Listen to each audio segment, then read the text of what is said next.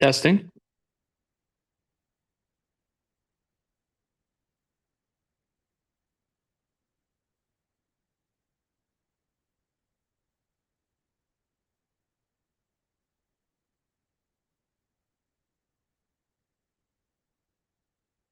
Oh, Good evening, everyone. Before we get into introductions and the start of the meeting, tonight Chair Parks is not available. She has an excused absence, and I believe the committee has had a quick discussion, but to make it formal, we would need a vote to approve Member Bowden sitting in as chair tonight. I'll make the motion to appoint Member Bowden as temporary chair for tonight. I second that motion. Okay, so all in favor? Yeah. It's unanimous. So you can go ahead with. All right, so good evening. I will call this meeting to start at 5:35 p.m. and we will start with the Pledge of Allegiance. I pledge allegiance to the flag of the United States of America and to the republic for which it stands, one nation, under God, indivisible, with liberty and justice for all. Okay, agenda item number 2 are school committee introductions. We will start with Councilman Harriman. Scott Harriman, City Council Representative to the School Committee. Donna Gallant, Ward 7. Iman Osman, Ward 5.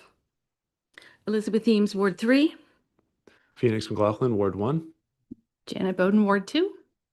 Jake Langley, Superintendent. Karen Paquette, Assistant Superintendent. Thank you. Next agenda item is our consent agenda. Does anyone here have anything they'd like set aside? Everyone good? Okay, the consent agenda is passed. Agenda item number 4 is public input. Please note, members of the public may address the school committee for up to 3 minutes on non-agenda items now and on agenda items later. Speakers must adhere to our public comment policy, which is available in the back of the room or on the LPS website. These meetings exist to conduct school committee business. The purpose of public comment is to share thoughts on school and educational matters. Committee members and school staff will not reply during this time. Comments must be directed to the chair and be civil. By law, comments may not pertain to specific staff or students. Comments about individuals must be directed privately to the appropriate LPS staff. Student privacy must be maintained. The public comment period is 30 minutes unless extended due to unusual circumstances. Priority goes to Lewiston residents and parents, students, or employees of LPS. Before starting, please state your name, city and town of residence, and affiliation to LPS. Is there anyone here who would like to speak tonight?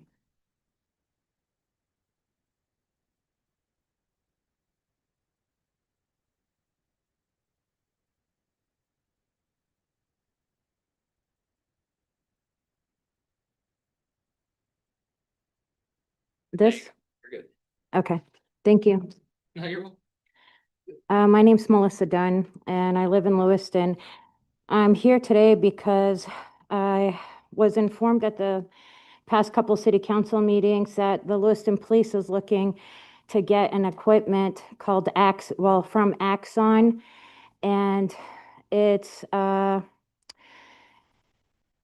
like body cam attached to like a taser. They also offer dash cams, and they informed that the Lewiston SROs are going to be getting this Axon 2. And they informed that they're going to be relying on AI reporting as a prompt and it has AI reporting as a prompt and automation tool. The company CEO, Rex Smith, modeled the CEO pay package after Tesla, and he's about 2.5 billion right now. In 2022, the AI ethics board resigned over complaints that Axon was putting tasers on drones. And so there's been some controversy with it.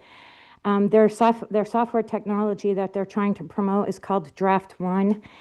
And right now, Cumberland County Sheriff, Brunswick, and Scarborough has these cameras. I'm not sure who else may have them.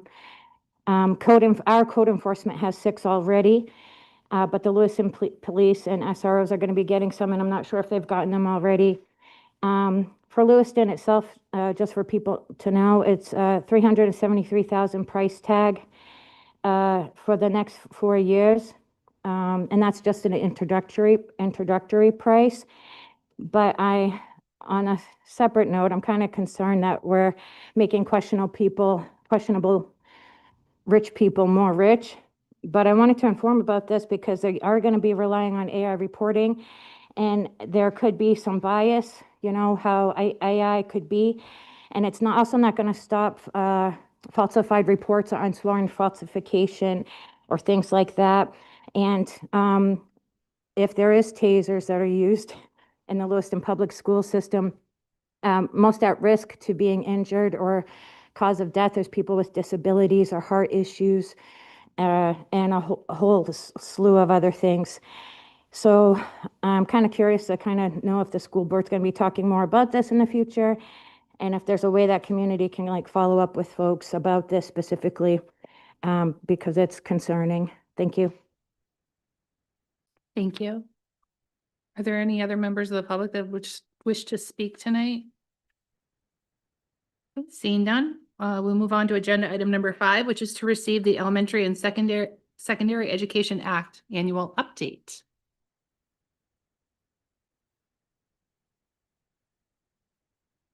Good afternoon. We're going to have Jenny Darrigan come and present for us tonight.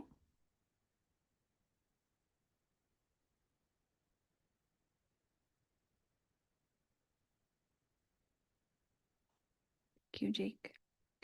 Yes, nice to see you. Nice to see you all tonight. My name is Jenny Darrigan, District Federal Programs Coordinator for Lewiston Public Schools. This evening, I am happy to share out a bit of an update for our ESEA federal funds, and in addition to that, share out our plan for use of funds for the upcoming school year. We're in the process of preparing our application and moving that forward. So this will be an opportunity to discuss that, see what we are planning to do, and also ask questions and share thoughts. So for goals for today, I'll begin with providing an overview of ESEA funds, which funds we're going to be speaking about. Discuss the current delay of federal funds that we are experiencing, and some of our district's plans to use carryover funds to help navigate that time. We'll be reviewing the process and the criteria that's involved in determining the use of ESEA funds for our district and for our schools, and that includes a bit of exploration into our comprehensive needs assessments that we refer to as CNAs.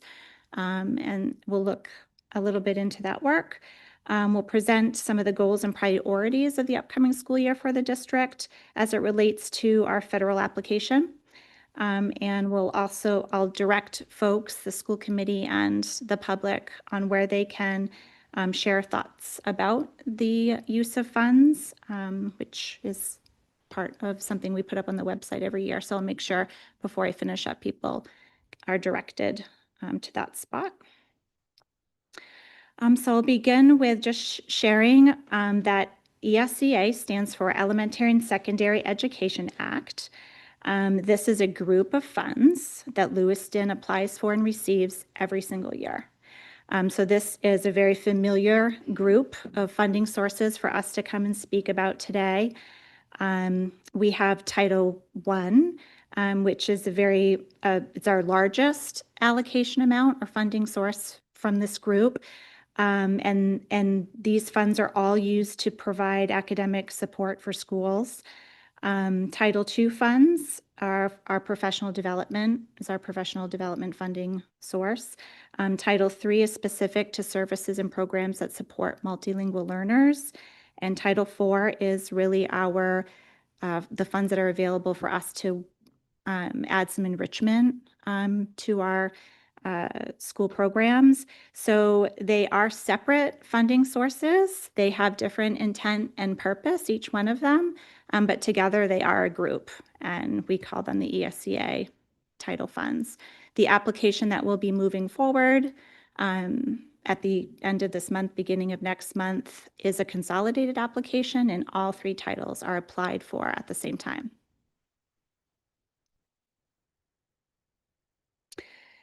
We have been experiencing a delay and several announcements, I guess, for, for federal funding as it relates to ESCA. So I wanted to give a little bit of a timeline and overview of where we've been and what we know.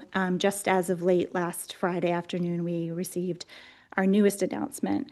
But back in March, U.S. Congress had passed a full-year Continuing Appropriations and Extensions Act of 2025, which really meant to states and school districts that ESCA funding was moving forward as planned, as usual, typical timeline, and that we would be level funded. They were using the term level funded, meaning that for each of our titles, Title I, II, III, and IV, districts can prepare to receive the same amount as they received the prior year.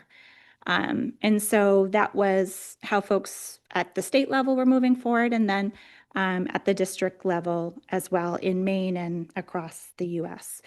Then on June 30th, we were all alerted that the state education agencies and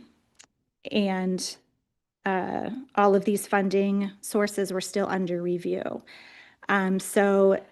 And that there was going to ultimately be a delay in releasing that funding out to states and to school districts. So when that happened, we, again, we're just sort of waiting to see how we would move forward. We started making some backup plans for that as well, trying to consider how we can use our current carryover funding that we have in ways to support our district to move forward. Yeah, I hope that was clear about how that. Just one little nugget. The carryover funding she's referring to is from existing ESEA funds, not from the general fund. It's a different source, different carryover. Yes. So then the best news, we've been waiting and we've been delayed, and we are past the time where we would typically know what we're having for Title II, III, and IV. We just heard last Friday afternoon that all of the funds that were part of the delay were being released. So now we are moving forward with our planning, our applying, and our work in that way. I had on the previous slide, I had a couple of links there if folks are interested in looking at the first link there at the top one on the bottom. Yep. That brings you to a dashboard that the main Dewey put together showing withheld funds or delayed funds, so that folks could get an idea of what Lewiston was looking at in a delay and what other districts across the state were looking at in a delay.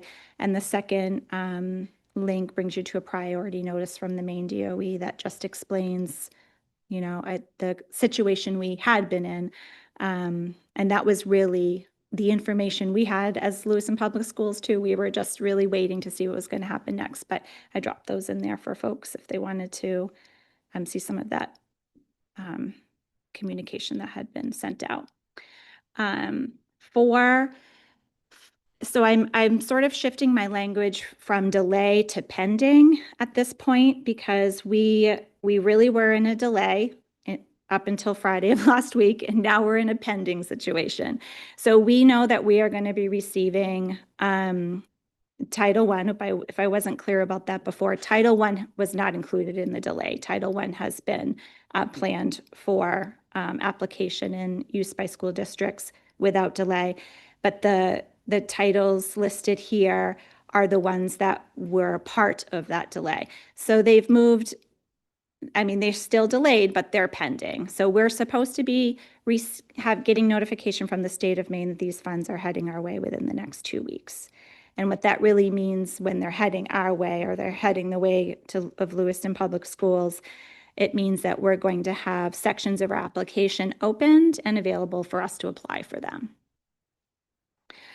These are large numbers. The Title II grant is the estimated amount of our next year's allocation is 509. So being level funded, that's the amount we received last year. So the state of Maine is just saying, please make your plans for the same amount of funding that you had last year. It may go up, it may go down. It should be about the same. For Title III, 221,000. For Title IV-A, 363,000. And there is one funding source on this list that is not included in the ESEA grouping. It gets a little confusing to see Title IV-B up here, but I want to sort of extract that out and put it just in a different space, but that's 21st century funding. So that isn't part of this specific group, but clearly it matters, and it is part of Title IV in that way, being a different part.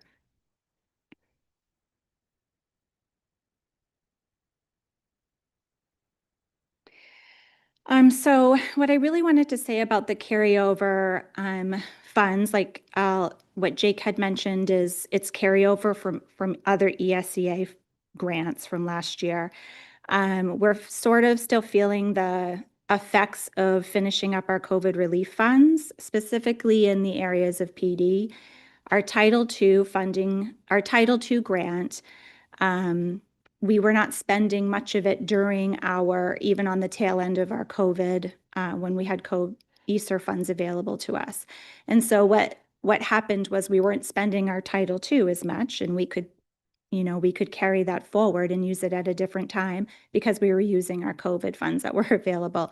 So we just happened to have a significant amount of Title II funds in carryover and available to us. So we are being as strategic as possible with that funding source in particular to make sure we can cover our positions in the district, and even cover some positions that from other grants that have been discontinued at this time. Let's see. Title I, this is just a bit of a trend. We look at this every year, but what you're going to see for Title I is that we are experiencing a bit of a decrease this upcoming school year, and it certainly affects us. Any loss in Title I funding is a challenge as our school level budgets are looking to cover staff costs increase, and we're walking in the other direction for Title I, but we've been working very closely with building principals on how to address that and again really ensure that positions are stable and maintained. The Title I allocation is based off census data. And so there's, very much a formula to what the state of Maine is going to receive from the federal government, and then what Lewiston will receive from the state of Maine. So we are here. The decrease for Title I, we're at the 177,000 was what our decrease looked like for this school year. Yeah, sorry, go ahead. Do you want to take questions now? Or would you yeah, like to wait? that's probably easier. Okay. Yeah. Go ahead, Member Gallant. So our Title I went down, and that's based on census? It is. It's census data for student enrollment and poverty percentage, both of those things. For the state of, we're a big district in the state of Maine, and some of our districts are really driven by census, where others are driven by actual student enrollment and actual poverty. Their state of Maine has a formula for some of what they consider the big districts, which we're a part of, and then the others. Right. My understanding, our census is increasing, but our funds are decreasing. I don't understand that. There's one anomaly with Title I in that the state had its own audit of their disbursement of the funds, and a determination was made that there was a slight tweak in how they disperse funds. So our reduction is actually based on that audit result at the state level, not us. And we kind of had a heads up that that might be coming. And so that's that correction. It was a state level audit correction and not a census correction. I think that correction is permanent, as far as how the disbursements are decided, but the funding pool that the state receives is how they distribute. So if the pool decreases, then subsequently the state will just decrease. And I know Jenny mentioned it's a challenge when it's level or decreased because we do have some positions in these. And just remember that those are locked into our collective bargaining agreements. So when people get steps and raises, if the funding is flat or reduced, we have a new crunch as far as how we compensate them. Mhm. And the state of Maine is in competition with all the other states in the United States for their percentage of that federal title amount. So between the state audit correction and, you know, those other pieces that they use when they push out to states, that's where we have landed. Member Eames? Yeah, earlier I had a question, then I thought I would hold it, but now I'll just ask it. I think the 21st Century funds were released, is that correct? I think I remember a couple weeks ago they announced they were released, so that's 4B. We Yes. did get 4B? Yeah, then I just want to get that out there. the 21st Century funds for this current school year, which is actually starts in July. So we're already into it. This entire year is covered already. And the one that the state had listed on with the list of the other titles is actually the following year's funding for 21st Century. So that one was the one that was quite a ways out, meaning it was the following school year, but the Title 2, 3, and 4 were like, those are the ones that we're needing to start with in September. So those were really the ones that we were getting nervous about. Not to complicate things, but some pieces of title are multi-year and some are not. So that's what Jenny's saying. So Title II, looking at where we're at with Title II this upcoming year. So I did have to be determined here for our allocation amount for this year because it is going to be decided and allocated out to us by the state shortly. We know it's coming. I would hope that within a week or two, we'd have some indication from the Maine DOE on exactly where Lewiston's landing, at least maybe a preliminary number. It might not be our final Title II number, but a preliminary one. But we are planning we're planning for the 509 that we received from the year prior. And if we need to make some small adjustments to that after receiving the actual allocation amount, we will. For Title III, same. Title III was part of the group that were delayed. Title III is very, very specific to the number of multilingual students we have enrolled in Lewiston. So that will be a very much a per pupil amount, and the state will, send that out to us as well. For Title IV, this is the one funding source in this group that we've seen only a trajectory upwards. So again, we're planning on last year's funding amount. We're hoping that this one increases. This does a lot of wonderful enrichment, offers a lot of wonderful enrichment to our schools. The next I wanted to just explain a little bit more about the CNA process and how that plays into the work conducted and the determination of funds, how we use them, and so that we can connect some of the dots there with all the work that's being done, the very comprehensive work that's being done to just be able to get us to the application spot. So for a comprehensive needs assessment on the next slide, CNA, we refer to them as CNAs, and that can mean a lot of things, but in this context, comprehensive needs assessment. Annually, the district as a whole and all of our K-12 schools update their comprehensive needs assessment. They do this work of those updates throughout the entire school year. Folks are starting teams of folks and stakeholder groups are starting right when we get back to school, and the work continues very regularly and scheduled throughout the entire school year. These teams are gathering and analyzing data, identifying strengths of area and areas for improvement, defining outcomes, establishing SMART goals, and ultimately, looking to ensure that they're caring for their student population. All the CNAs were, each school-wide CNA and the district CNA were shared in the school committee packet for today. And they're also posted on our website at this time. All the materials shared today are posted up there. And so CNAs are absolutely meant to be a public-facing document. So I encourage folks to go in and check out the work that our staff are doing in that area.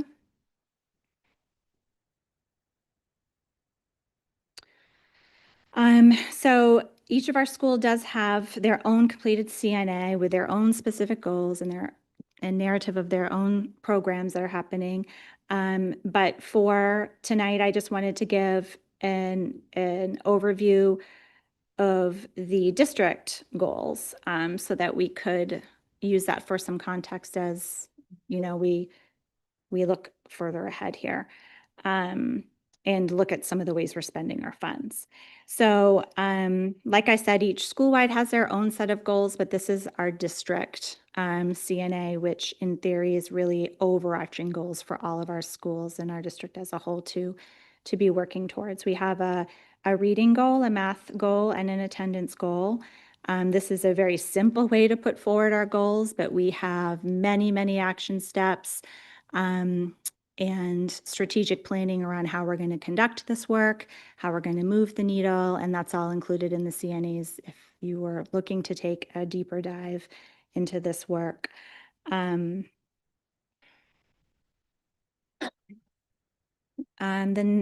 next, I wanted to talk about how the CNAs fold into the application. And again, the application piece is something we're doing right now. The application, we don't just receive federal funds every year. We actually really do have to apply. They're available for us to apply, but we have to follow through and complete that application work. We do this annually, and I have mentioned it's in a consolidated application. The application, we take parts of the CNAs. Each school has its own project within the application, and we take all the information, we extract it from the CNA, and we put it into the actual application that's going to be submitted to the state.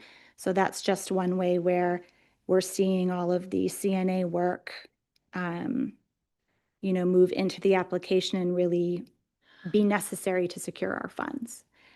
To be awarded, like the state will receive our application, it will review all of our information, our goals, it will review all of our projects, they will review all of our use of funds, and then ultimately we can go back and forth with the state a little bit if they have questions, but ultimately they're going to approve projects we've put forward or deny projects we've put forward. So that will be happening over the course of the next month, and we look to resolve that as quickly as possible because we're really looking to be able to have access to our funds as quickly as possible and timely.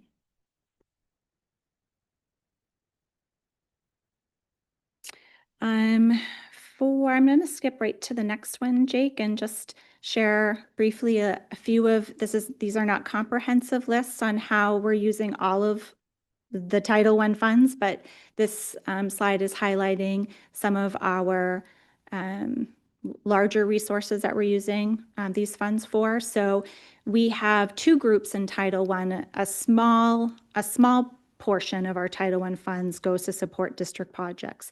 These are projects that serve the district as a whole and or are required just by us being applicants, we're required to hold space for them. So we have the ESCA program coordinator position is in a district project. Equitable shares project, which is required, and that means non-public schools. So equitable share is a non-public school project. Our district homeless programming project, which is required, and our district parenting involvement project, which is required. So the district projects are really our essentials or required projects that are within our application. And a very simplified list for school-wide projects is that across all of our schools, in Title I budgets, we are supporting math interventionists, literacy interventionists, reading recovery teachers, coaches, lots of PD, and student instructional materials as our main program costs. Right to Title II, I'll skip down to some of the uses of funds for Title II this upcoming school year. We have a couple school-based mental health provider positions in Title II, a few academic interventionist positions, and then following the positions at the top of the list there, we move into our professional development opportunities, both in literacy and math. We have a national board certified teacher stipend in this grant, building-based new staff support facilitators, which is a stipend, and then again, additional PD in the form of conferences or workshops, or I'm bringing folks in to support our professional learning. Equitable Share Project is St. Dom's. St. Dom's is choosing to participate in title funds this year. They've done that for many years now. We have other schools that are offered participation, but St. Dom's is the one who has accepted this upcoming school year. So they will have a small project in Title II. Sorry, go ahead, Counselor Ehrman. Thank you. I know we've talked about this before, but I don't understand why the public money is going to private schools. And do you know how much of a chunk that is, and why that is? Yeah, the exact chunks, I can get the exact numbers for you. Those are formulated by the state of Maine as well. So Lewiston Public Schools and other school districts the share amounts are determined by the state, and we receive them and move forward with them. But the formula is very similar to how they distribute the funds for a public school. It's an attendance and poverty percentage absolutely plays a role in that. There's some charts that the state of Maine puts out too that I can absolutely get for you and forward those along. But ultimately, it's about how many students they're serving, and specifically, they need to be students that live in Lewiston Public Schools and attend the non-public that is running program in the city of Lewiston. So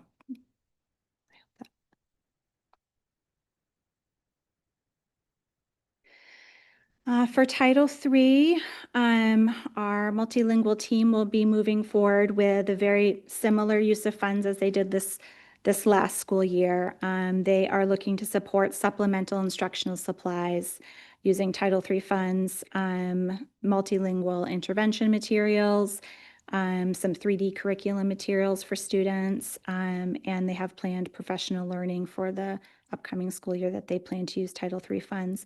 One thing to note about Title III is that all of our core activities and requirements for multilingual learners must be paid for with local funds. So everything that's paid for in Title III is truly, truly supplemental. So that's just a specific note to Title III. Member McLaughlin. What's the parent involvement project? Yes, so Title III and Title I both have a parent engagement or a parent involvement requirement. A certain percentage of funds must be spent on engaging parents. And so that can be done through, for multilingual specifically, they usually use a portion of their funds to support the Access family nights that they host and share about the Access assessment with parents. But it really could be any way that they're reaching out and engaging with parents. Okay, thank you. Mm-hmm. Another example of that, when we had the safety meetings that we did with the city, but we also had interpreters available in some of our correspondence before that meeting, sometimes we would tap these kinds of funds for those kinds of activities, as long as it aligns.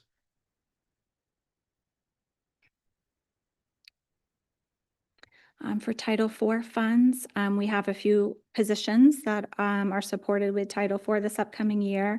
Behavioral interventionist position, behavioral strategist position, our guidance supervision project, which supports a district-wide support for our counselors. We're continuing our district instrument project, which we've discussed here together before.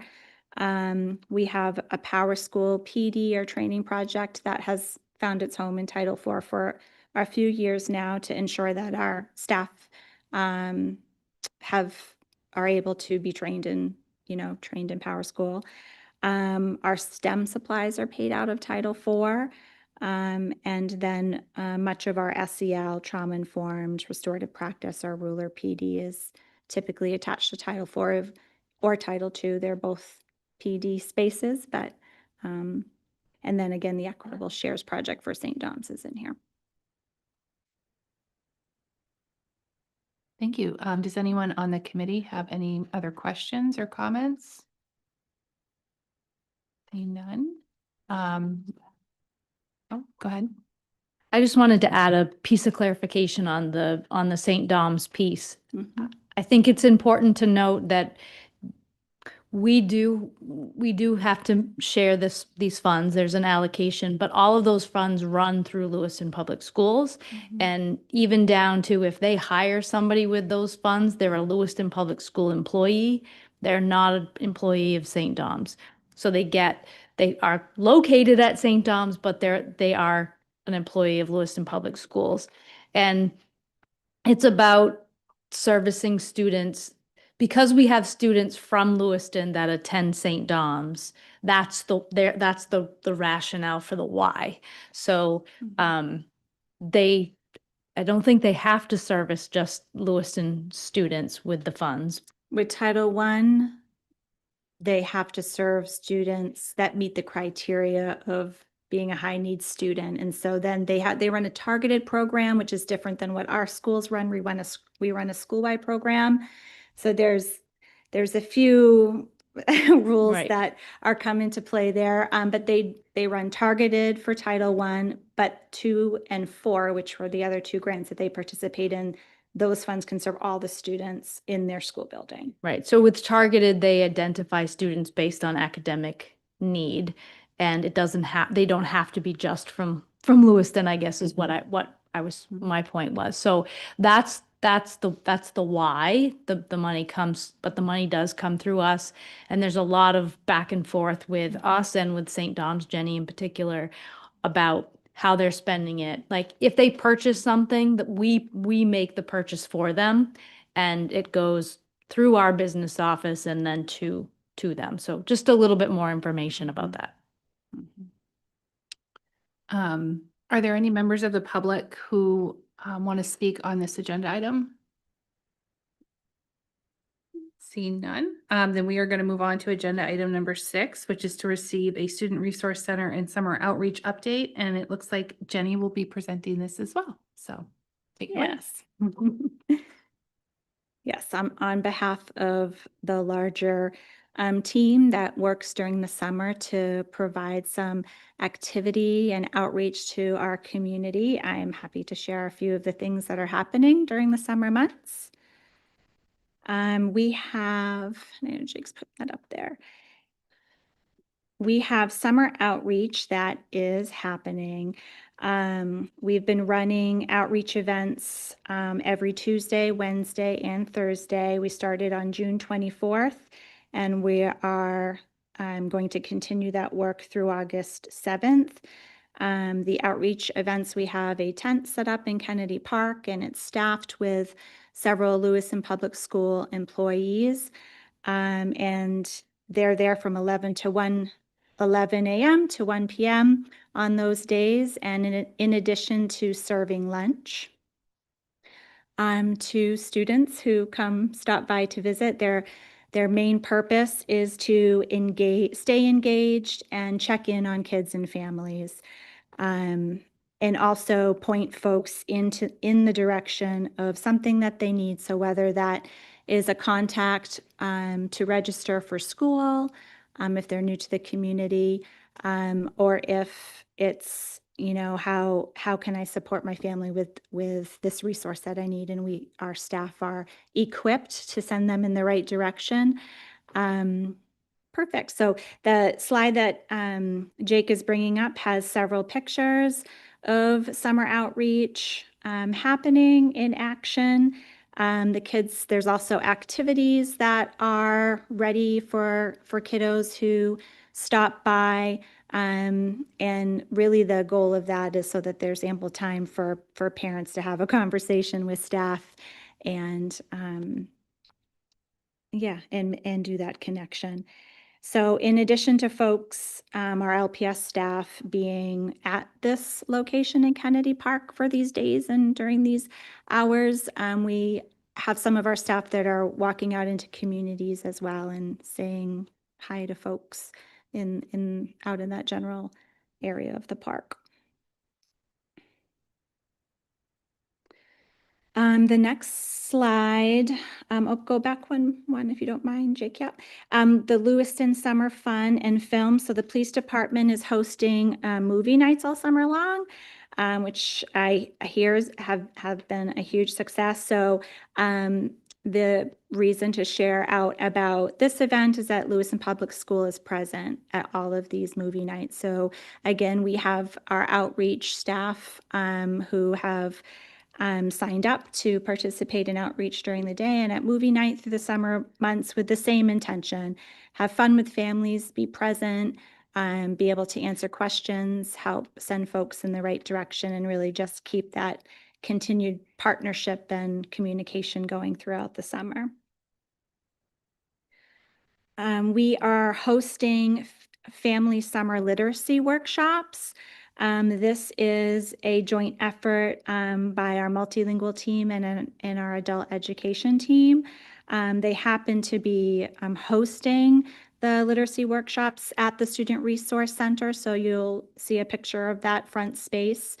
This is every Tuesday in July, so we have wrapped this up. Oh, tomorrow would be the last one.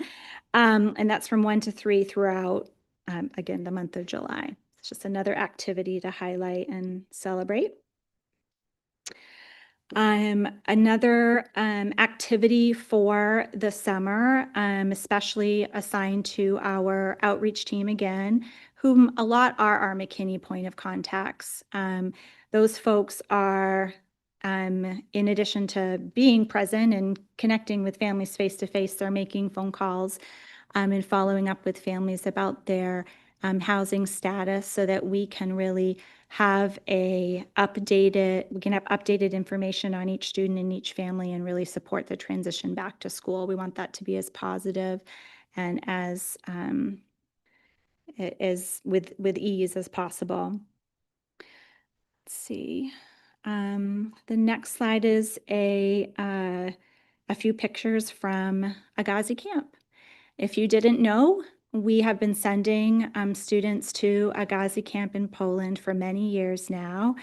Part of our efforts to ensure that our students who aren't able to have a camp experience may have one through this program.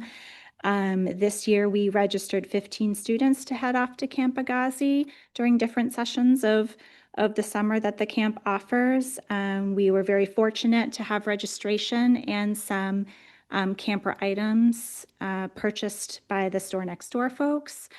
And our kids went off and had themselves a wonderful time. At the camp, they were swimming and canoeing, kayaking, archery, arts and crafts, and all the real good camp activities for them there. We plan to continue that partnership with Agassiz and keep that going into every summer. For our Community Concepts Partnership, this is a project that's been happening since February of this past school year, but it continues during the summer months. So we have a housing navigator who's very busy working with our Lewiston Public School families and supporting them with housing support and navigation. This is a bit of some updated data since February, so not just the summer months specifically, but since the start of this project. Lewiston Public Schools has sent 60 student referrals over to the Community Concepts Housing Navigator, who is a full-time employee of Community Concepts, but is supporting Lewiston Public Schools full-time with their time. 22 students at this time have successfully, well, there's been success in that process where they have received support, their families have received support directly with housing navigation, which could be utility setup or any related needs in that space. And there are 22 families who are currently working with the housing navigator right now to achieve housing stability in some way. And again, that could mean staying in a home, getting into a new home, paying off some utility costs, things like that. This HOPE project is supported by a grant with the intent and purpose to do just that work. And lastly, wanted to make sure folks were aware that one of our final summer activities at Lewiston Public Schools is supporting is our annual backpack event. So on August 14th from 3 to 6 p.m., students can come and join our many Lewiston Public School staff, building principals and teachers, and outreach teams show up to hand out backpacks to students, have some fun with some activities that we bring to the location, and again, get the school calendar, ask questions about school programs, seek assistance with student registration, any and all of those things. So yeah, we have a lot. This particular advertisement is on our website as well, and there is, hopefully you guys are seeing that in a few different locations actually, so that word gets out to our families. So that is a summary of some summer activities that are happening and are continuing to happen as we wrap up. Well, gosh, we're not in August yet. Let's stay in July. Thank you so much for all those updates. Does anybody on the committee have any questions or comments for Jenny? No? Public, I'll open up to the public. Is there any public comment on this agenda item? No? Okay. Thank you, Jenny. Thank you. We are going to move on to agenda item number 7, which is to receive and potentially vote on the school committee calendar for the 25-26 school year. And Jake will present this.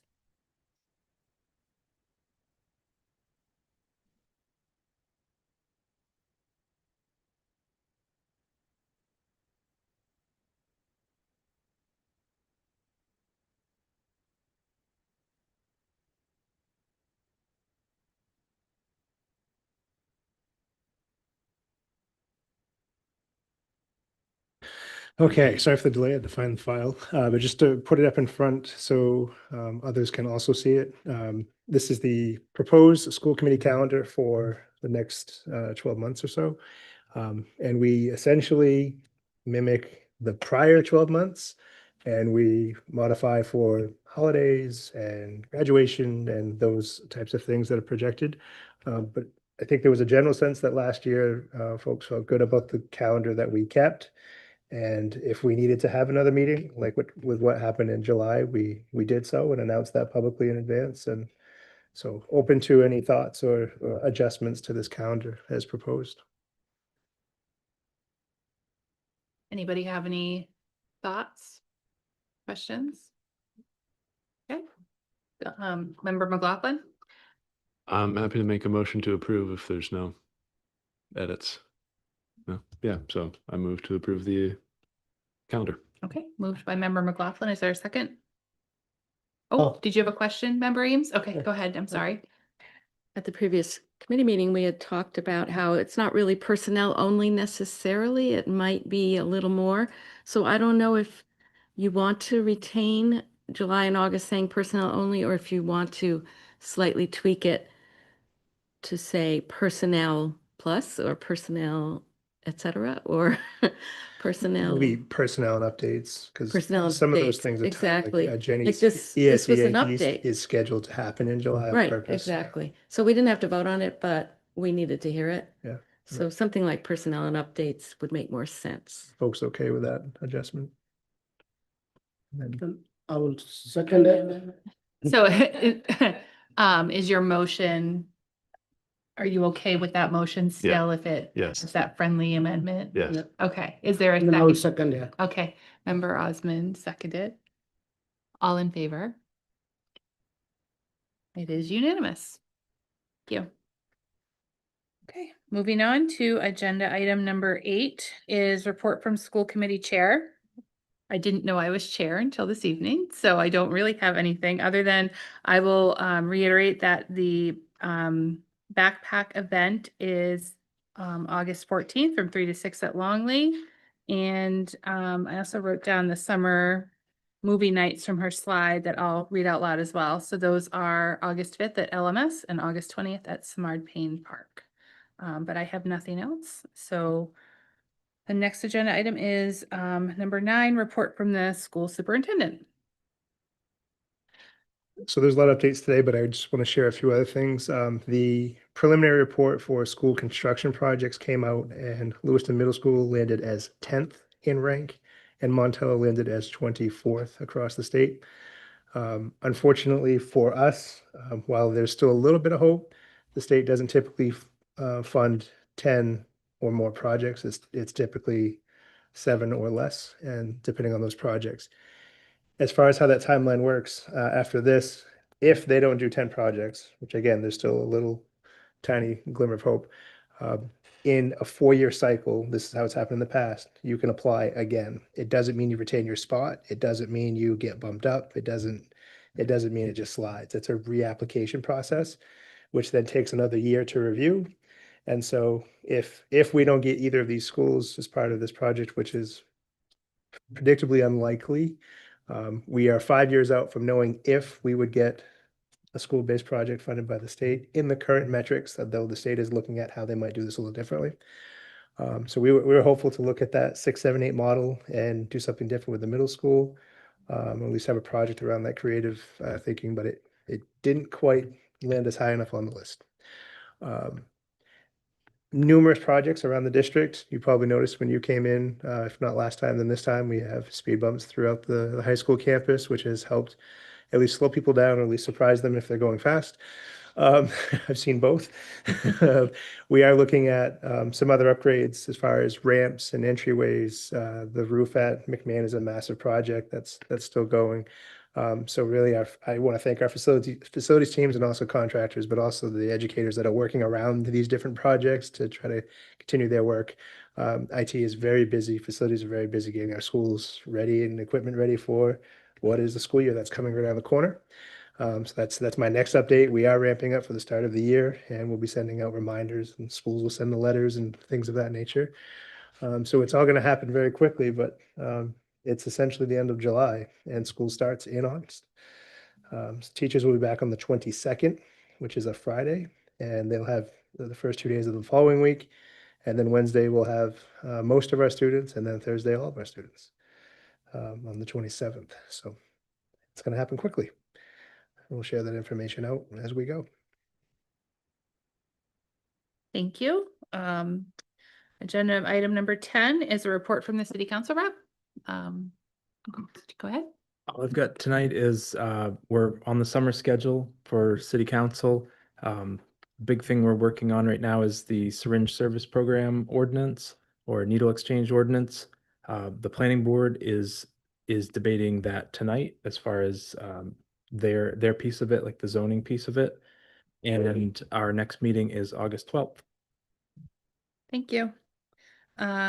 Next agenda item, number 11, is updates from school committee subcommittees. Is anyone met? Turn on your mic, please, Member Husband. Thank you. So the multicultural subcommittee met on the 22nd, and then we met at the Green Ladle here, and we've talked about who has to be on the subcommittee and what problems we need to address as a committee. And the meeting went great. It was wonderful, and we are looking to get more community members to join the committee if anybody's interested. I think our next one is in September, our next meeting. So if anybody from the community is willing to join, they're more than welcome. So we're just trying to like we're just trying to find a ways to address some of the problems our community is facing, especially our district. Thank you. You're welcome. I guess I'll say we, the Pathways/Curriculum Committee met this evening before this meeting. And we had some discussions mostly about like what our goals are for this committee. Specifically, we talked about paths to graduation, graduation requirements. We did talk a little bit about what Jake just spoke about with the middle school being on that list at number 10. And we're probably not going to see funding for that, but if there's a ferry out there that could sprinkle a bunch of money down on the school district for us so we could get that project going, that would be awesome. Kind of alleviate some space in our elementary schools by moving the sixth graders up to middle school. So that was kind of what we were focused on today, but I'm sure we will meet again soon. Any other committees that met? No? Okay. So we'll move on to agenda item number 12, which is school community announcements. Does anybody have any? Member Harriman? I just wanted to, I guess it's not technically a school thing, but I didn't mention it before. On Thursday, there's another, they're calling it a mixer with the city administrator, 4:30 to 6 at the library upstairs in Callahan Hall. If anyone out there hasn't had a chance to meet the new administrator of the city, and that's another opportunity to do so. And I believe summer graduation is also that evening at 6. Thank you. Thank you for that reminder. Any other community announcements? Nope. Okay, seeing none. Move on to agenda item number 13, which is future agenda items. Does anybody have Member Glant? Yes, in the future, could we get an update on the Main Street building? We haven't heard anything. Well, we haven't met for a while, but it'd be good to get some updates about the building.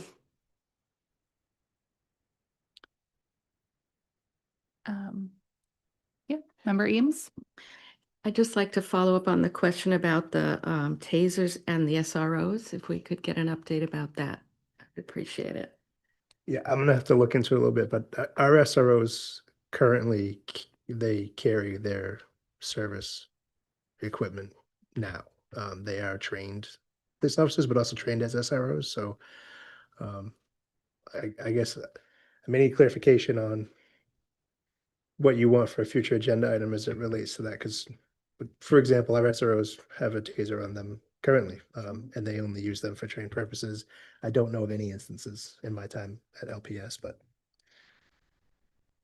Well, the AI version of making a report is worrisome to me. So I don't know if that is what happens with the SROs. It is what's going to happen with the Lewiston police. So I'm curious whether they wear body cams, whether the body cams are now going to be tied into an AI system, which then makes the reports. I'd just like to know. And I have one just as a follow-up to what I've kind of asked before about some sort of behavioral specialist coming in to our district to talk, maybe give some lessons. Is that something that we have in the works or can get going with? So. you're talking like guest speaker. Yeah, so something along those lines. It's just someone to kind of guide. What's the audience? I- Like for the committee or? No, I would say more for teachers and staff and sort of like a presentation for us on like what that looks like and Okay. We can talk about that. sure. Yep. Any other future agenda items? No. None. We'll move on to agenda item number 14, which is to enter into executive session to discuss a personnel matter in accordance with 1 MRSA 405-6A. So moved. Moved by Member McLaughlin, seconded by Member Osman. All in favor? It is unanimous.